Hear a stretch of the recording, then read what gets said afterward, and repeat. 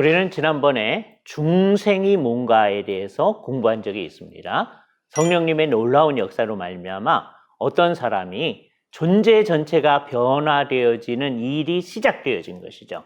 내가 의식하기도 전에 그 일은 일어난다고 얘기했어요. 그랬을 때 중생한 결과로 우리 안에서 일어나는 일이 있는데 그게 회개와 믿음이라고 하는 일입니다. 근데 일생일대에 처음으로 회개가 믿음이 일어났을 때 그걸 우리는 회심이라고 번역을 합니다. 영어로는 그것을 conversion이라고 얘기해요. 방향 전환이라는 것이죠.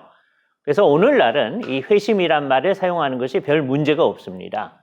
물론 이제 옛날 우리의 할머니, 할아버지 세대에 있어서는 이 말을 쓰는 것이 적절하진 않아요. 왜냐하면 이것이 안 믿는 사람들도 심지어 불교에서도 그 용어를 사용했었기 때문입니다. 사람들이 자기 스스로 회심을 하는 듯이 생각을 했고 불교의 회심가라는 것도 있어서 옛날에는 회심이라는 말을 썼을 때 많은 오해가 생길 수가 있어요. 인간들이 스스로 개과천선을 스스로 해나가는 것, 그걸 회심이라고 생각하는 일들이 많았습니다. 그래서 옛날에는 이것을 회심이라고 번역하기보다는 변개 또는 개변이라고 번역하는 것도 더 좋다라는 제안들도 있었어요. 근데 오늘날은 많은 사람들이 이 불교적 개념을 전혀 사용하지 않고 잘 모르기 때문에 그냥 회심, 그러면 예수 믿는 사람들이 사용하는 거라고 생각하기 때문에 우리가 사용해도 좋습니다. 일생일대에 처음으로 나타나는 회개와 믿음을 얘기합니다. 회개와 믿음은 늘 쌍으로 돼 있어서 언제나 같이 일어난다고 그랬어요. 참된 회개가 없이 믿음은 있지 아니하고요. 참된 믿음 없이 회개가 있지 아니합니다. 맨 처음에 나타나서 삶 전체를 바꾸어줘서 인생의 방향 전환을 일으키는 일, 그걸 우리는 회심이라고 얘기합니다. 그 전까지는 하나님에 대해서 전혀 생각하지도 않고 결국 따져보면 자기 자신만을 위해서 살았고 세상에 대해서 살았었죠.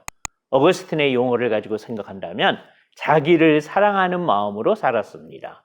아모르 수이라는 말을 어거스틴이 사용했었는데 자기 사랑이라고 번역할 수 있는 말이죠.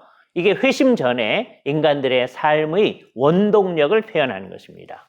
이제 회심하고 나면 사는 것이 자기 자신을 사랑하거나 이 세상 안에서의 삶을 위해 살지 아니하고 하나님을 사랑해서 살게 됩니다. 아모르 데이, 하나님을 사랑해서 살게 되는 삶으로의 최초로의 변화, 인생의 방향 전환. 그래서 한 번 방향 전환한 사람은 다시는 방향 전환을 할 수가 없습니다. 그러니까 회심은 일생일대에 한 번 일어나는 것이죠. 그래서 이제는 주님만을 위해 살고 주님의 뜻을 이 세상에서 실현하는 것을 위해 살고 주님의 온전하신 뜻의 실현을 위해서 자기 자신의 삶을 다 드리게 되어지는 일의 출발점에 있는 것이 회심이라고 말할 수 있습니다. 이렇게 한 번 회심한 사람들은 이제 계속해서 끊임없이 회개하고 믿고 회개하고 믿고 죽을 때까지 그 일을 계속하게 됩니다. 그걸 우리는 성화라고 말씀드렸죠.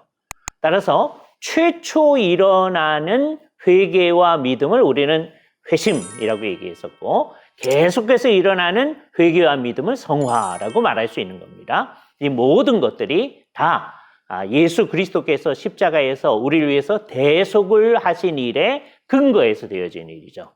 또한 예수 그리스도의 십자가에서 일어난 놀라운 구속을 하나님께서 인치시는 부활이 우리 가운데 인쳐지는 일이라고도 알 수 있어요. 그래서 회심이라고 하는 건 뭐냐? 예수 그리스도와 함께 죽고 살아난 사람이 그 예수 그리스도의 부활 생명이 우리 안에서 약동하고 있다는 것을 최초로 보여지는 최초의 부활 생명의 약동, 그걸 회심이라고 말할 수 있습니다. 따라서 진정한 그리스도인들은 회심으로 시작을 했던 것이죠. 그래서 우리들이 요즘에 잘못 쓰는 말, 어떤 사람이 믿고 있었는데 이제 진지하게 예수 믿는 사람이 될 때 이 사람 회심했습니다. 이런 식의 용어는 적절하지 않고 잘못된 용어들이다라고 하는 것을 분명히 하면서 우리 모두가 예수 그리스도를 믿음으로써 맨 처음 믿을 때 회심이 일어났다고 하는 것을 분명히 하면서 우리가 회심한 사람다우게 이 세상에서 살아가야 할 것입니다.